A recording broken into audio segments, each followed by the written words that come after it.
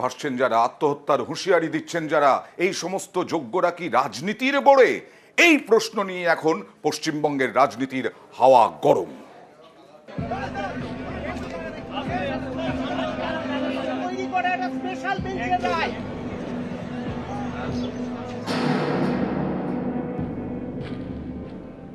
স্কুলে নিয়োগে দুর্নীতি, একের পর এক হেভিওয়েট গ্রেফতার, তোলপাড় রাজ্য রাজনীতি। এবার এক ধাক্কায় প্রায় 26,000 চাকরি বাতিল। আদালতের নির্দেশে এসএসসির পুরো প্যানেলটাই বাতিল।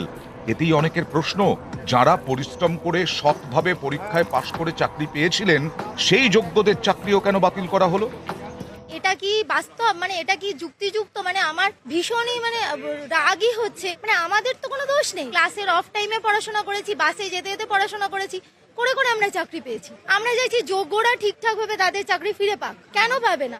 দাবি তো আমরা স্বচ্ছভাবে নিয়োগ হয়েছে, আমাদের A to Z কাগজপত্র আছে, আমাদের ওই মার্কশিট পাবলিশ হয়েছে, সেগুলো সব আছে। এই 5,000-এর জন্য কেন আমরা 18,000 19,000 ক্যান্ডিডেট কেন সাফার হব?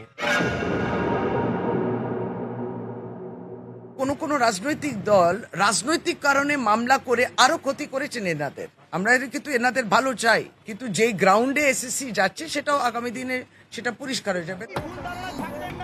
অযোগ্যদের চাকরি যাক আর যোগ্যরা চাকরি পান, এই দাবিতেই আন্দোলন। একের পর এক মামলা, সেসব মামলায় বঞ্চিতদের হয়ে বারবার সওয়াল করেছেন বিকাশ রঞ্জন ভট্টাচার্য, সব্যসাচী চট্টোপাধ্যায়, ফিরদৌস শামীমের মতো বামপন্থী আইনজীবীরা।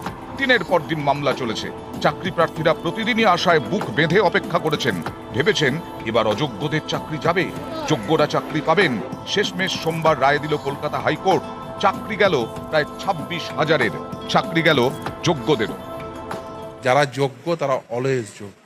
নিয়োগকারী সংস্থা অর্থাৎ SSC, recommendatory authority, board, appointing authority এবং গভর্নমেন্ট, যারা এই নিয়োগ প্রক্রিয়াটিকে একেবারে নিয়োগের আইন মেনে করা উচিত ছিল, তাদের অদক্ষতা, অকর্মণ্যতা এবং দুর্নীতি পরায়ণতার জন্য আজকে এই অবস্থা তৈরি। শয়ে শয়ে অযোগ্যের চাকরি বাতিল, এ নিয়ে কারোরই কোনো আপত্তি নেই, কিন্তু অনেকেরই প্রশ্ন, যোগ্যদেরও কেন চাকরি গেল? জেলায় জেলায় বাড়ছে ক্ষোভ। এই পরিস্থিতিতে সব নেতাই এখন বলছেন তাঁরা পাশে আছেন। যোগ্য তারাও কেন বঞ্চিত হবে? এটা ঠিক যে কোর্ট বারে বারে বলেছিল এসএসসি কে তালিকা দিন কারা যোগ্য। এসএসসি সেই তালিকা দেয়নি সরকারের দুর্নীতিকে আড়াল করার জন্য। চাল এবং কাকরকে আলাদা করতে চায়নি, করতে পারেনি, করেনি। আমরা যারা যোগ্য তাদের চাকরি বহাল রাখার পক্ষে, তারা যে কোনো রকমের আন্দোলনে আমরা সঙ্গে থাকবো। তারা যে কোনো রকম আইনি পরামর্শ চাইবেন, সাহায্য চাইবেন, আমরা আইনি সাহায্য করার জন্য প্রস্তুত। কোর্ট বলেছিল আপনারা আটা আর ভুসি আলাদা করুন। আটা মানে হচ্ছে কারা পরীক্ষা দিয়ে চাকরি পেয়েছে, আর ভুসি হচ্ছে যারা সেই 5,000 মাত্র যারা তৃণমূল কংগ্রেসের নেতাদেরকে টাকা দিয়ে চাকরি পেয়েছে। তৃণমূল কংগ্রেস এই ভুসি আটা আলাদা না করার জন্য এখন বেচারাদের ভুগতে হচ্ছে, এই পরিবারগুলোকে ভুগতে হচ্ছে। যোগ্যতা সত্ত্বেও যাদেরকে এই কষ্টের মধ্যে দিয়ে যেতে হচ্ছে, আমরা তাদের পাশে আছি।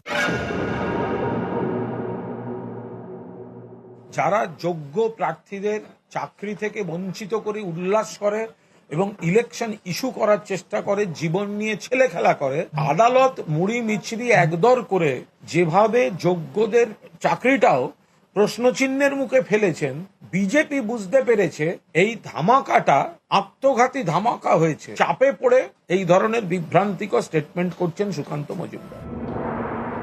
নিউজ 18 বাংলা।